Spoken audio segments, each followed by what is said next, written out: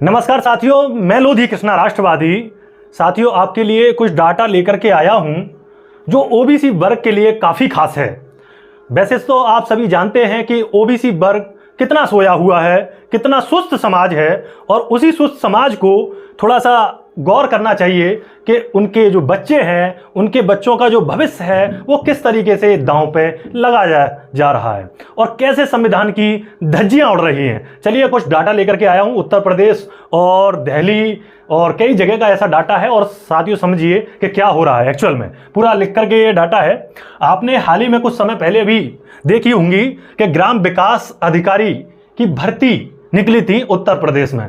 कितने पद निकले थे, आप पूरा ब्यौरा है वन बाय वन, कोई भी चीज छूटेगी नहीं। इस वीडियो को थोड़ा अंत तक देखिए। कुल पद थे 1468 पोस्ट। 1468 पोस्ट थे, जिसमें जनरल को मिले 849, ओबीसी को मिले 139, एससी को मिले 356, एसटी को मिले 7 और ईडब्ल्यूएस को मिले थे 117। अब देखिए यहां पर क्या होता है कि अगर ईडब्ल्यूएस और जनरल को लगा दिया जाए तो 849 प्लस 117 बनता है 966 सीट्स, 966 पद। उसमें अगर आरक्षण रिजर्वेशन की बात करूं कि पूरा का पूरा जो मिलता है जनरल वालों को, वो कितना मिला 66%, आबादी 15%। चलिए और देखिए, हमें इससे भी कोई ऐतराज नहीं है। ऐतराज जहां पर है वो चीज देखिए। ओबीसी को मिली 139 सीटें। अगर 139 अगर हम बात करें 1468 का 27% निकालें तो बनता कितना है 397 सीट। 97 सीट देखिए आप। अगर बात करें 139 जो मिला है, 139 जो मिली है वो कितना प्रतिशत मिला है, 27 मिलता तो 397, मिली कितनी है 9.46%, यानी कि आप देख लिए 9.5% मिला है, जिस पर बनता है 139। अब देखिए 139 अगर हम बात करें 397 से घटाते हैं 139, बचता कितना है 258 पोस्ट। तो 258 पोस्ट जो हैं ये 258 ग्राम विकास अधिकारी हैं, और 258 ग्राम विकास अधिकारी पूरे उत्तर प्रदेश में यदि फैलते तो सोचिए वो कितना अपने परिवार को न्याय दे सकते थे, अपने परिवार की स्थिति को सुधार सकते थे, अपने बच्चों का भविष्य सुधार सकते थे, उन बच्चों को पढ़ा सकते थे, स्वास्थ्य की सेवाएं ले सकते थे, अपने बच्चों को हायर एजुकेशन दे सकते थे। लेकिन ये जो 258 सीट हैं, वो जो ग्राम विकास अधिकारी, इसको सीट से मत आंकिए, आप देखिए कि 258 आपके ग्राम विकास अधिकारी होते, लेकिन उनको कौन खा गया। मैंने लिखा है खा गया, तो कौन खा गया आपको पता है, 849 प्लस 117 बराबर 66%। ईडब्ल्यूएस का अगर देखा जाए 117 सीट, और अगर देखा जाए और जनरल 849, क्योंकि वर्तमान में परिस्थिति क्या बन चुकी है, अगर ओबीसी का जो बच्चा है, अगर कट ऑफ उसकी अगर उसके मार्क्स ज्यादा आ जाते हैं तब भी उसको ओबीसी में काउंट किया जाता है, उसको जनरल में लेकर के नहीं जाया जाता। तो सोचिए ये है आपका ग्राम विकास अधिकारी उत्तर प्रदेश में आपकी ये भर्ती हुई थी, और आप देखते हैं कि किस तरीके से, आप देखिए कैसे हिंदू खतरे में है या फिर कौन खतरे में, अभी आपको पता चल जाएगा। इसके बाद में अभी ये हाल ही में 1 सितंबर को पोस्ट निकली है दिल्ली पुलिस में, कांस्टेबल की पोस्ट निकली है। तमाम सैकड़ों जो जागरूक व्यक्ति हैं, जो जागरूक युवा हैं, वो लगातार सोशल मीडिया पर, ट्विटर पर, फेसबुक पर वो अपने अपने माध्यमों से लिख रहे हैं। हम भी अपने अपने माध्यम से प्रयास कर रहे हैं कि शायद ये सोया हुआ समाज जो ओबीसी समाज है थोड़ा सा जागे, थोड़ा सा करवट ले, तो उसको पता चले जो अपने बच्चे के जो सपने हैं, जो उसका बच्चों का जो भविष्य है, उसको कत्ल किया जा रहा है। उसके हाथों से उसके जो सपने जो बच्चा देख रहा है कि मेरा बच्चा ऑफिसर बनेगा, मेरा बच्चा आगे पढ़ करके कुल का नाम रोशन करेगा, तो वो नहीं कर पाएगा। आप देखिए दिल्ली पुलिस कांस्टेबल में जगह निकली है, कुल पद है 7547। देखिए 7547, जनरल को मिले हैं 4555, कितना 4500। इसके बाद में ईडब्ल्यूएस को कितने मिले हैं 810 पोस्ट। इसके बाद में ओबीसी की संख्या देखिए, ये 10% रिजर्वेशन है और ये 27% रिजर्वेशन है, आप देख लिए 429। एससी को मिले हैं 1301 और एसटी को मिले हैं 456। 456 से भी कम है। हमें यहां पर ऐतराज नहीं है, क्योंकि पता है अगर एससी समाज की अगर हम एक भी सीट कम कर देंगे तो दिल्ली जाम हो जाएगी। दिल्ली के जंतर मंतर पर बहुत बड़े प्रदर्शन होंगे, इसलिए इनको तो छेड़ना ही बिल्कुल गुनाह है। इनको तो छेड़ ही नहीं सकते। छेड़ किसको सकते हैं? इसको, जो सबसे ज्यादा सरकार का सबसे ज्यादा वोटर है, ये ओबीसी। पता है सबको कि इसका वोट कहां जाना है। सरकार को कुछ पता नहीं है, पता है हमने इनको अलग अलग झंडे पकड़ा रखे हैं, तमाम हिंदू इसी को हिंदू राष्ट्र बनाना है, अपने बच्चों को कावड़ में भेजना है, अपने बच्चों को तमाम तरह के संगठनों में भेजना है। लेकिन यहां पर देखिए आप 429 सीट, आप थोड़ा सा विवेक का इस्तेमाल कीजिए, बुद्धि का इस्तेमाल कीजिए, थोड़ा सा तर्क कीजिए। अभी मैंने थोड़ा डाटा और दिया है 449 अगर बात करें, इसमें हम डिवाइड करें टोटल भर्ती का और परसेंटेज निकालें तो कितना मिला 5.68%। 27 का कितना 5.68%, गया कितना लगभग 22%।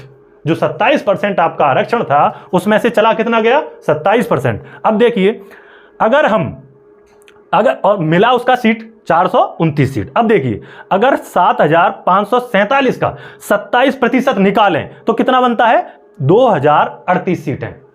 देखिए 2038 सीट इतना निकलते, खा कितने गए 2038 में से माइनस कीजिए 429 तो 1609 बहुत बड़ा आंकड़ा है कि आपके दिल्ली में ओबीसी वर्ग के जो 1609 कांस्टेबल आपको देखने के लिए मिलते, अब वो देखने के लिए नहीं मिलेंगे। आप कितनी भी आरटीआई डाल लीजिए, कितना भी, लेकिन बड़ा प्रदर्शन कभी आप करते नहीं, कभी भी आप घरों से निकलते नहीं, कभी सरकार से सवाल पूछते नहीं। इस वजह से ये एक दो नहीं, विगत पीछे 10 सालों का मैं अगर बात करूं तो आप किसी भी सरकारी रिजल्ट.com पर आप जाकर के किसी भी पोस्ट को आप उठा लीजिए। ये तो मैंने 3 से 4 पोस्टों का जिक्र किया है, आप किसी भी भर्ती को देख लीजिए, हर भर्ती में आपको ओबीसी का 27% नहीं मिलेगा। आपको ईडब्ल्यूएस का अगर देखिए, ये ईडब्ल्यूएस का अगर इसका निकालेंगे तो कितना बनता है और कितनी पोस्ट मिली है, अगर इसमें 10% निकालें तो आपको पता है 10% इसका कितना होगा 754 पोस्ट, 810।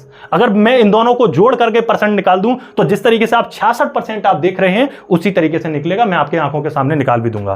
तो देखिए खा कितने गए और कौन खा रहा है ये आप समझिए, ये सोचिए, आप थोड़ा सा बुद्धि लगाइए, थोड़ा सा इधर उधर आप जो वीडियो देख रहे हैं उन वीडियो से थोड़ा सा दिमाग को अपना डाइवर्ट करके कुछ अच्छी वीडियो भी देखिए और समझिए आपके साथ में क्या हो रहा है। एक पोस्ट 2 पोस्ट नहीं है।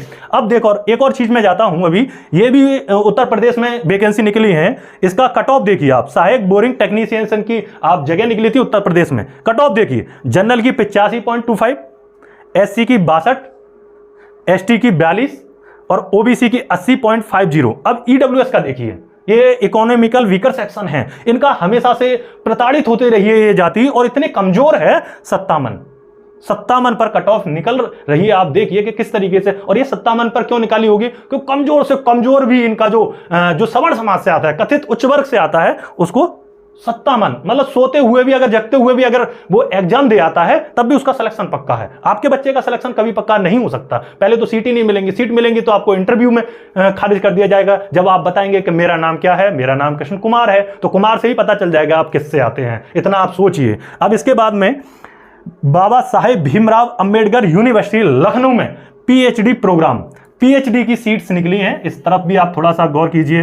ये हायर एजुकेशन में जाने वाले सीट्स हैं और यहीं से ही आपके प्रोफेसर निकलते, आपके डॉक्टर बनते, या आपके डॉक्टर यहां से निकलते, प्रोफेसर। वैसे तो आपके प्रोफेसर है नहीं। अगर ओबीसी का मैं डाटा अगर करूं तो 100 केंद्रीय विश्वविद्यालयों में आप देख लीजिए 3% भी आपके प्रोफेसर नहीं। और यहां तक कि आपका एक ओबीसी का, जिसको आप बोलते हैं कि इसकी आबादी जो 60% के करीब बने, एक भी ओबीसी का प्रोफेसर नहीं है। आप देख लीजिए, ये डाटा है। कुल सीट कितनी निकली? 403 सीटें। इसमें जनरल की कितनी है? 179, एससी की 149, एसटी की 53, ईडब्ल्यूएस की 22। इसमें देखिए ओबीसी कहां है, थोड़ा गौर कीजिए, इसमें ओबीसी कहां है? ओबीसी की एक भी सीट नहीं है, एक भी सीट ओबीसी। इसमें आरटीआई लगाया था मैंने और मेरे दोस्त ने, अपने नाम से आरटीआई लगाया हुआ है। अभी आरटीआई का कोई जवाब नहीं आया। मैं उसको भी दिखा दूंगा, आपके साथ शेयर कर दूंगा कि आरटीआई लगाने के बावजूद भी कोई फर्क नहीं है। चाहे आप कुछ भी कीजिए, क्योंकि आपको पता है आप सो रहे हैं और सोते रहिए, और आपके बच्चों का जो भविष्य है वो इसी तरीके से दांव पर लगता रहेगा। आप देखिए कि किस तरीके से ये पुलिस भर्ती है, ये ग्राम विकास अधिकारी हैं, ये पीएचडी प्रोग्राम है, ये तो आपके सहायक बोरिंग टेक्नीशियन हैं। इनमें ये मैंने मात्र एग्जाम्पल के लिए दिए हैं। अगर मैं चाहूं तो आपको, अगर आप चाहें तो मैं ऐसी 100 भर्तियों का डाटा बना करके और ये छोटे छोटे शब्दों में लिख करके सबका मैं डाटा खाका दे सकता हूं आपके सामने। तो आप सोचिए कि आपके वर्ग के साथ में जो ओबीसी वर्ग है, जिसमें 3743 जातियां आती हैं, उनका आरक्षण कहां जा रहा है, उनके साथ में कितना खिलवाड़ चल रहा है। इस बात पर गौर कीजिए, सजग बनिए, थोड़ा जागरूक बनिए, थोड़ा सा आंखें खोलिए। इधर उधर से जो आपने जो झंडे पकड़े हुए हैं, वो सोचिए आपने जिन नेताओं को बनाया है, जो ओबीसी के आपके समाज के जो नेता हैं, वो क्या कर रहे हैं। क्या वो ऐसी पोस्टों पर जिनके साथ में ये खिलवाड़ चल रहा है, क्या आवाज उठाते हैं, क्या एक भी पोस्ट लिखते हैं? तो सोचिए कहां पर हैं वो आपके नेता जिनको आप जिता करके विधानसभा में या फिर संसद में भेज रहे हैं, वो क्या कर रहे हैं? आपका जो पिछड़ा आयोग है वो क्या कर रहा है? क्या वो इनको ये जो पोस्ट हैं, अगर हम उनको एप्लीकेशन भी लगातार लिख कर दे रहे हैं, तो वो क्या कर रहा है? सोचिए, क्या कहीं ना कहीं जिन लोगों को आपने सत्ता में बिठाया है, कम से कम देखिए, उनसे सवाल पूछिए कि वो आपके बच्चों के भविष्य के साथ में कितना बड़ा खिलवाड़ चल रहा है। आप तो राशन पर बिक जाते हैं, छोटी छोटी चीजों पर अपना ईमान बेच देते हैं, 200 500 रुपए पर अपना ईमान बेच देते हैं, थोड़ी सी दारू पर अपना ईमान बेच देते हैं। जब आप अपना ईमान बेच देंगे तो क्या सवाल उठा पाएंगे?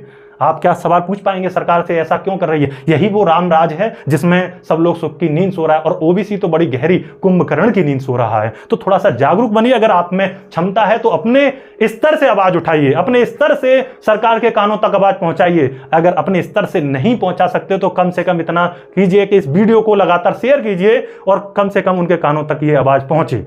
तो साथियों, आप जागरूक बनिए। बहुत सारी ऐसी चीज़ें हैं जो मैं आपके सामने लेकर के आता रहूँगा और मैं आपसे जुड़ा रहूँगा। यदि आप समाज के सच्चे हितैषी हैं और जानते हैं कि ओबीसी का दर्द क्या है, ओबीसी पर इस समय क्या बीत रही है, तो सोचिए इस समय जो दलित पिछड़ा समाज है, कहीं ना कहीं आप देखेंगे उसके साथ में किस तरीके से अन्याय, शोषण, अत्याचार, जुल्म और भ्रष्टाचार और किस तरीके से उसको सताया जा रहा है। इस चीज़ के बारे में थोड़ा सा गौर कीजिए, पढ़िए थोड़ा सा, अखबार आपको क्या पढ़ा रहे हैं, प्रेस आपको क्या पढ़ा रहा है, ये इन चीज़ों के बारे में एक बार विचार कीजिए। आप देखिए कि आपके सुप्रीम कोर्ट में, हाई कोर्ट में कितने जज हैं, आपके 100 केंद्रीय विश्वविद्यालयों में कितने आपके प्रोफेसर हैं, कितने आपके डीएम, एसएसपी हैं। आप एक बार गौर कीजिए कि बड़े बड़े जो संगठन हैं, उनके प्रमुख कितने आपके ओबीसी वर्ग से आते हैं। तो कहीं ना कहीं आपको एक विचार करने की आवश्यकता है। इन्हीं विचारों के साथ आपको छोड़े जाता हूँ। जय हिंद।